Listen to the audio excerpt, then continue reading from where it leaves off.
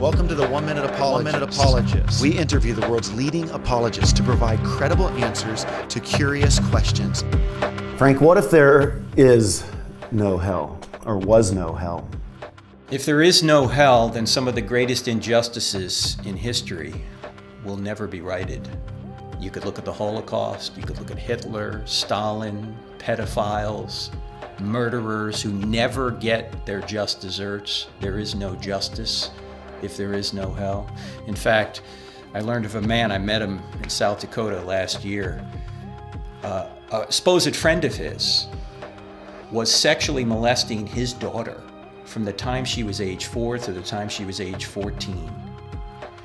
And the man came to one of my events and was so distraught over it. He was also distraught over the fact that his 2 sons, when they learned that their sister had been sexually molested for 10 years and they didn't know about it either, they actually left Christianity. They said, there is no God. If there is a good God, he would have never allowed this to happen to our sister.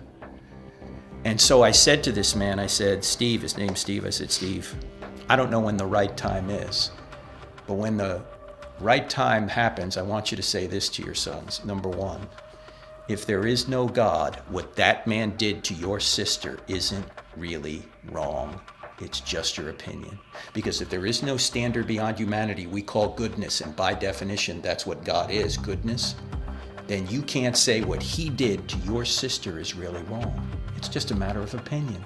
Secondly, the man is not in jail who did this. Why? Because every time the trial comes up, the young girl who was abused psychologically checks out. She can't testify against him. So he's still walking the streets and everybody knows he's a pedophile. And so I said to Steve, I want you to say this to your sons.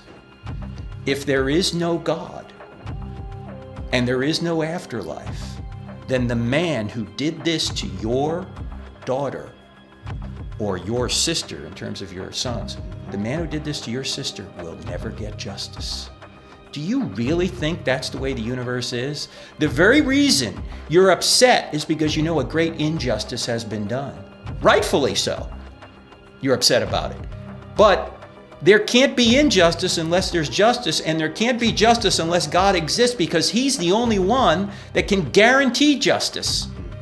And you're upset trying to say God doesn't exist, when in fact he's the only one that can bring justice ultimately. So if you're out there and you're upset about anything, you think there's any injustice out there, it could be anything, then you actually have evidence for God.